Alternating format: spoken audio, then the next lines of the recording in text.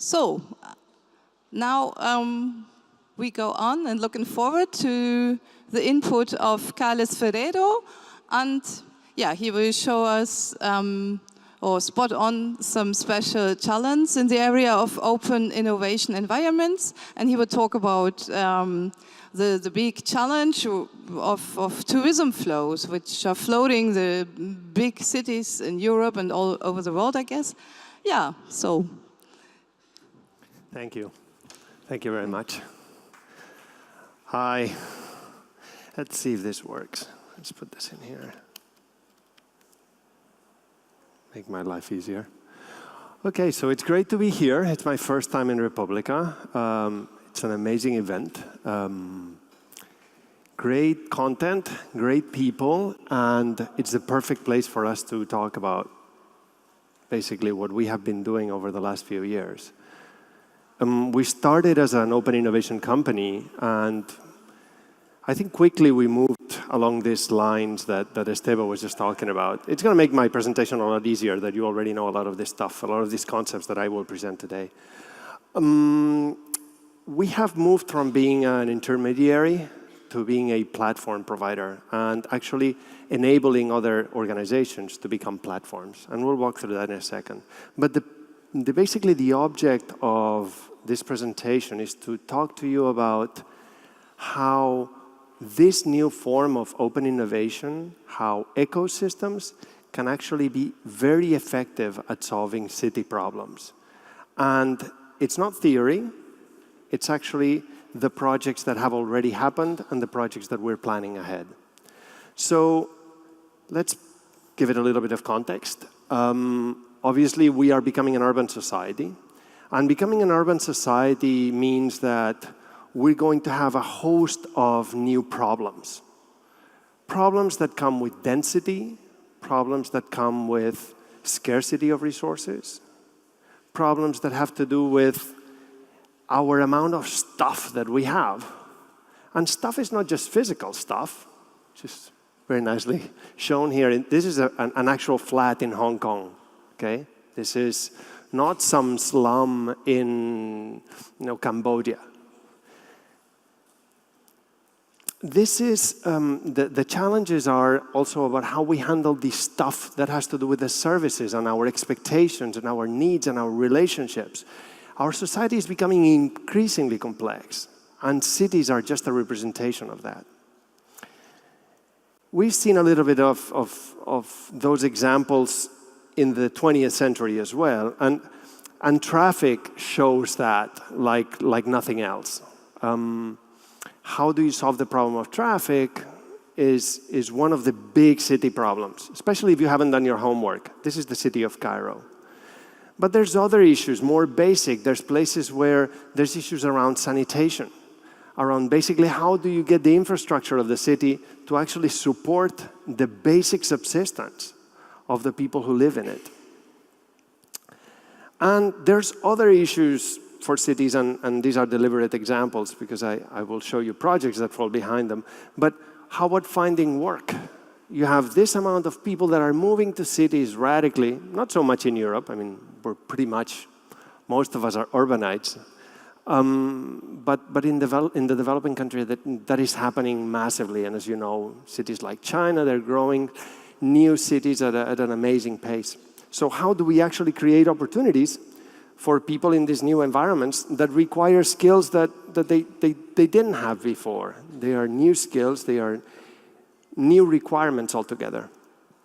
So the way that traditionally cities solve problems is very top-down. Esteban was talking about that a little bit before, but it's about building a bridge, about building a school or a hospital, a new subway system.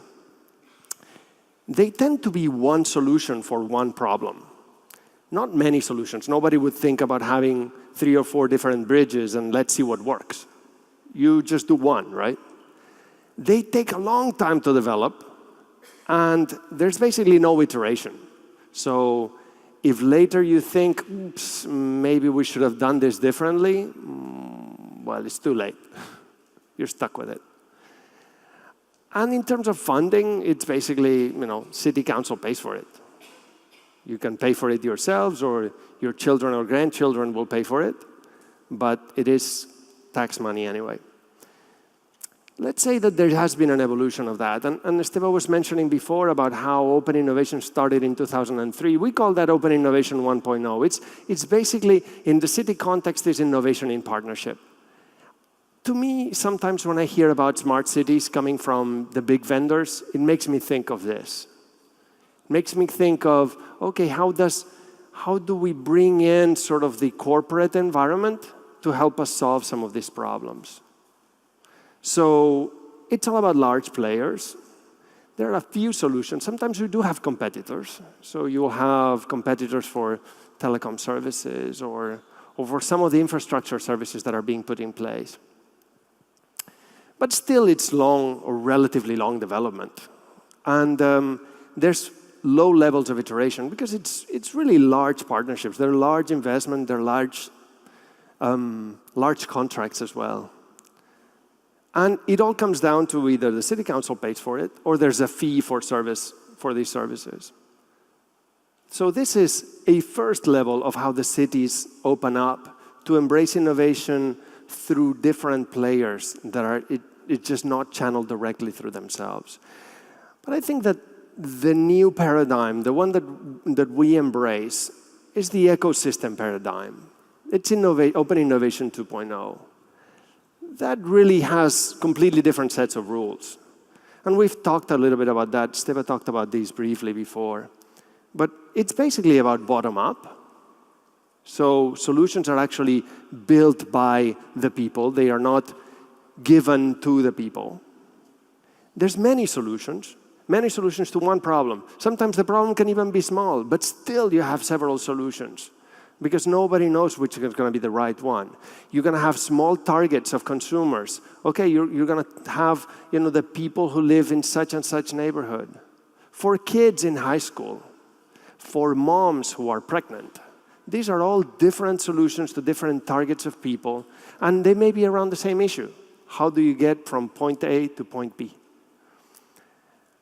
The short development process is necessary to have this happen, because if you want a lot of solutions, obviously they can't take a long time. You can't invest a lot in them because you really don't know what will work. And you need continuous iteration. This is what happens in an ecosystem. An ecosystem is all about a lot of diversity, and a lot of things die, and a lot of things die so others can live. And what is important is that it has a sustainable model.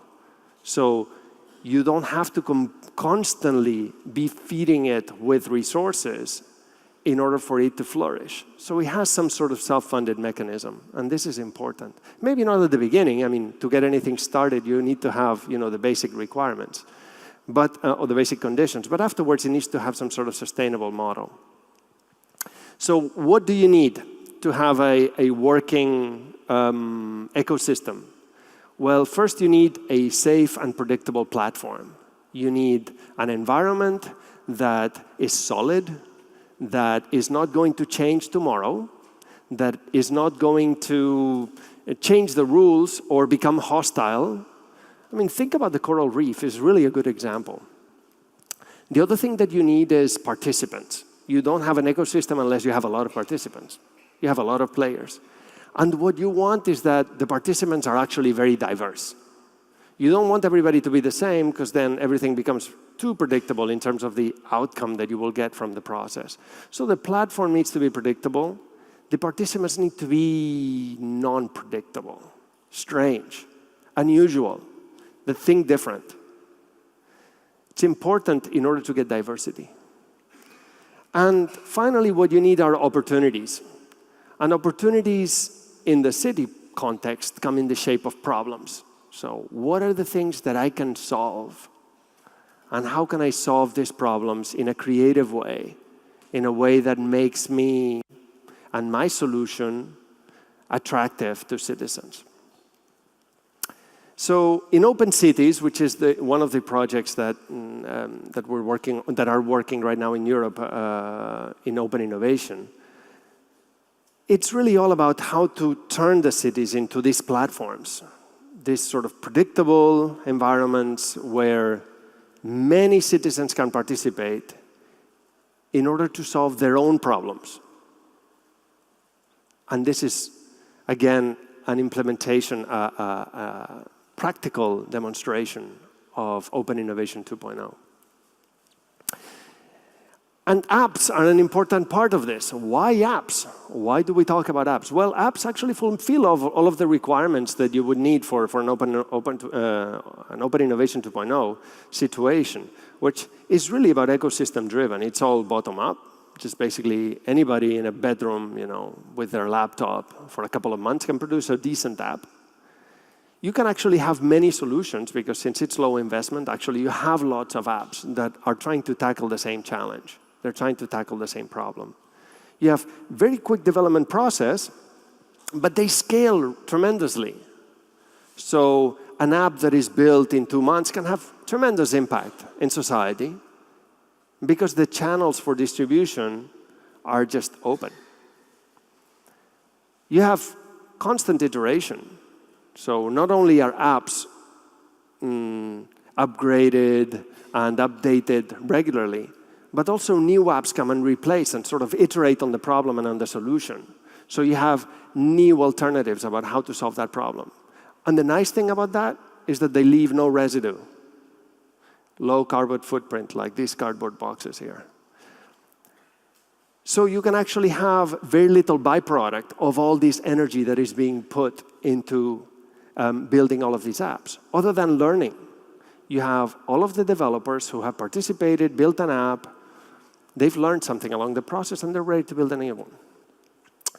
The nice thing about apps as well is obviously that they have a business model. So you can have a way to make a living with your product, and that's nice. So how do we do that specifically? This is all the theory. So how do we do that specifically? So we were engaged by the World Bank to actually solve or help solve the challenge of transportation in Cairo. And do that with the small behavioral changes that were going to make a difference, enough difference to really improve the system altogether. So we have a methodology that we have developed, which we call Hack at Home. Hack at Home is a platform for engaging developers in a long process where we're actually taking them along a route of 3 to 4 months to actually have finished apps at the end of the process. So we set up this website. It looks like the Cairo Transport Challenge right there. And the first thing that we needed to do is actually create some interesting problem statements. Problem statements are nice because they are a way to break down big problems. If they ask you how do you solve the transportation challenge, the transportation problem in Cairo, you'll think, well, build a better metro system, take cars off the road, build a decent bus system. It's difficult to think about an app that will solve that problem. But if we break down actually the problem itself into smaller parts that are more appropriate in terms of content and in terms of size to inspire developers, that can actually be very powerful. So we transformed this big problem into smaller ones, like how do you tackle sexual harassment of women on public transportation, which is really big in Cairo. It's a really big problem. Women don't actually take the bus because, it's a difficult environment. How do you encourage carpooling and car sharing? Or how do you improve driver behavior by reporting bad behavior? So these are all smaller problems that developers could get their hands around. So we gave them some time. We gave them some resources. We started in September 15th of last year, and we ended in December 15th. Actually, we didn't end in December 15th because they had to vote for a new constitution that day. So actually, we had to move the event like 2 months. I mean, remember, this is Cairo. 350 people signed up to this challenge. We had 35 ideas that were submitted and supported with these mentors. And they accompanied these 35 projects. Mentors are important. They are part of this hack at home process where we are giving them support in terms of technology, but also in terms of the user experience and the design and of the business model as well. So altogether, we are giving them the support to actually build actual solutions at the end of the process. 25 solutions were built, and 10 of them were presented at this event. With the ministers, it was really, really incredible, actually. They streamed the whole thing, so it was flags everywhere. It was a big, big media moment for Cairo. The winner was this company. They basically provide roadside assistance, well, a network of trusted roadside assistants. One of the big problems in Cairo is basically if your car breaks down, which is usual because they have a pretty old fleet. You basically stay with your car until your cousin comes and shows you where to take it or fix it or something. It's very difficult to have a trusted environment. So actually having a network of mechanics that sort of abide certain principles is very important. So reduces the time that the car is stuck in the middle of the road. So very simple, unusual for us, but a really big problem in Cairo. So that's one first solution. Other problems that we've tackled were the InfoJobs App Challenge. This is about job search. This is a company that is the biggest job search portal in Spain. Job search is very big in Spain, as you know. And they're trying to figure out new ways to solve this problem. So we had this October to February, we had 550 participants, over 50 ideas. We had more than 25 apps actually finish the process. And well, this is not the winner. They won the best idea. And this is, for me, one of the great examples about how an external ecosystem can think about what you never would think about. These guys had this idea of the crowd job. Is how many people here work in teams? That's it? Okay, many people work in teams. How many people got hired as a team? Are hiring teams? Few. It's very difficult, actually, to be hiring teams because there's no way to actually make that happen. We think about hiring individuals and then actually putting them together in the organization and hope that works. And sometimes you have teams that are already working together. They have their chemistry, they have their processes internally working. Why don't we hire them as a team? So actually, that was their idea, to actually create a system so you could actually ask for and hire teams of people. Pretty simple, but they hadn't thought about it. So a bigger, rougher problem is improving sanitation. This was another project by the World Bank. The problem statements were pretty crude. We actually broke down the sanitation problems to things like open defecation, wastewater management, or hand washing. Hand washing is such a big problem that it actually saves lives in many parts of the world. And knowing where and when you can wash your hands is critical, especially for kids. So this was a big project. It involved many communities. There was a question before about communities. Many communities around the world that are very sensitive about how to solve this issue. And we had over 700 participants worldwide. The biggest community that was engaged with this problem was in Bangladesh, which is not surprising. The second one was in India. And we gathered over 80 ideas, and more than 25 apps were completed as well. This was, the outcome was an app called Tarifa.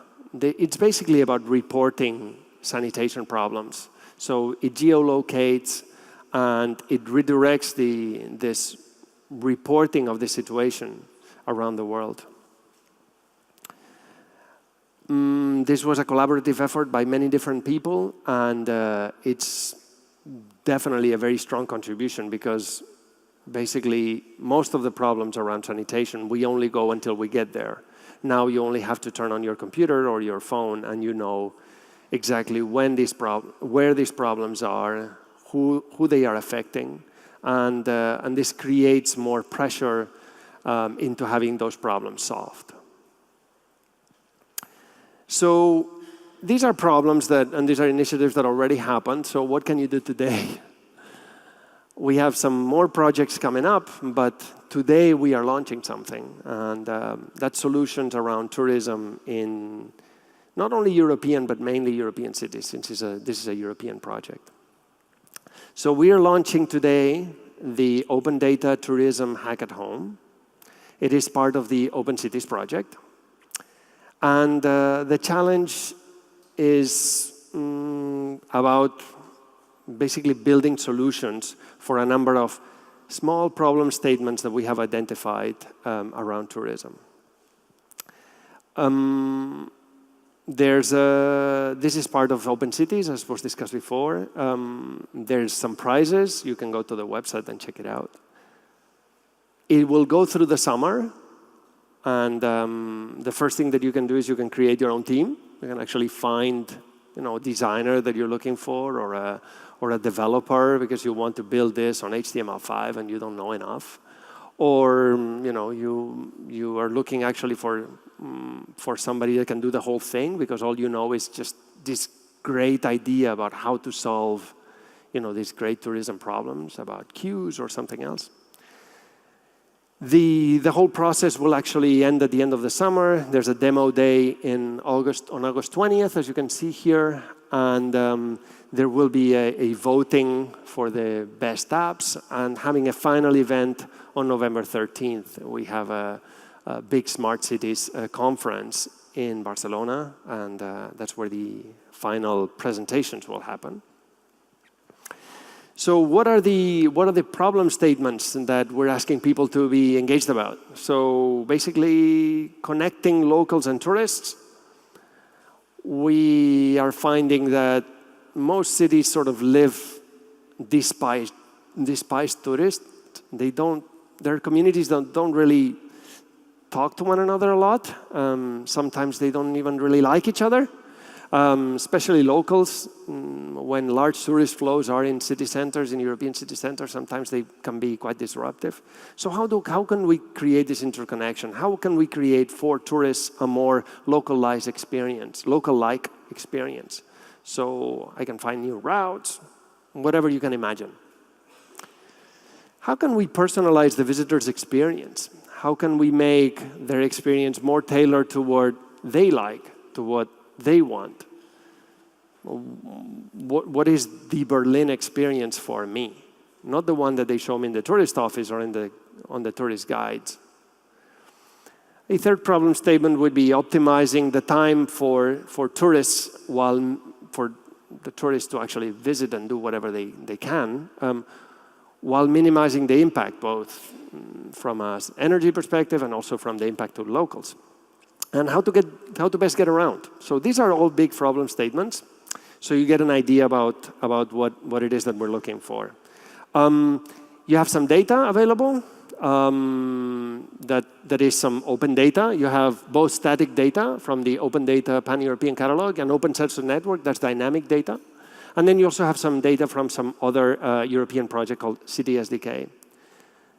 And what if I know how to solve tourist problems without, but it's bigger than an app? Well, if your problem is too big for an app, you can also click here. There is an Urban Lab project that runs side by side this challenge, where you can submit your idea for hardware, software, whatever suits your fancy.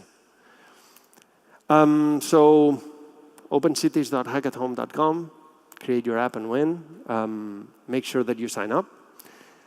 And what's next? Well, we have lots of things coming up because there's lots of problems. We have lots of more hackathons coming up, both this summer and onwards.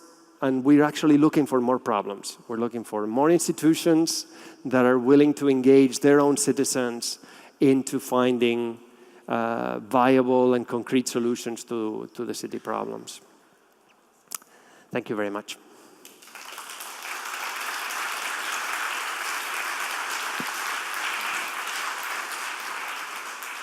Yeah, thank you very much. I think there is some more time for questions. So. Sorry, me again. I was wondering, congratulations on your work, really awesome. But I was wondering, you contrasted Open Innovation 2.0 government with old government models. The work you mostly presented was focused on apps. So I was wondering, for what problems does Open Government 2.0 not work, and we still need the old model? Good question. I think that they're all complementary. I mean, we still need bridges and we still need large infrastructure. We still have problems that are too big for one individual or a small company to solve. So they are all complementary. We just have right now lots of problems that are behavioral driven. They're all about changing how we do things as individuals. And changing collective behavior or even individual behavior is very difficult. And apps are very suitable for that. So you have sort of a personal assistant in your pocket all the time that are going to help you sort of make some changes in your life. So there's lots of problems that can be solved with apps, obviously. Thank you. All three of your solution or contests based on apps need smartphones and internet, and these are things that are scarce in the concrete situations, because two of the things are in developing countries. I don't know how it's with smartphones and fast internet access, and as a tourist in a foreign country, I don't have really good internet access. I paid $40 once to find the beach in Denmark, so how do you confront this? Well, there's two things, and those are great points. In developing countries, we have a number of challenges. Internet connection is one. The price of the devices is another. But phones are actually quite prevalent. We're just starting this shift to the next billion of smartphones. And there's a number of initiatives in that direction. And prices of smartphones will definitely come down. You can still use SMS and voice solutions in order to use some of these tools like Tarifa. And even the Cairo solution can be used through SMS. Regarding the tourist roaming costs, within Europe, hopefully the Commission will do something about that. I think that the prices are slowly coming down. I'm roaming now for about €3 a day, and I get 20 mega. It's not a lot, but I mean, it's enough. I can do email and I can do WhatsApp and whatnot. But also there are solutions that don't need connectivity. So you need to think also about that, about what is your target. Let's say that's one of the constraints of how do you actually come up with solutions that don't need constant connectivity. So, but yeah, good, great. It's not easy, for sure. Any more questions? Well, thank you very much. Yeah, thank you very much.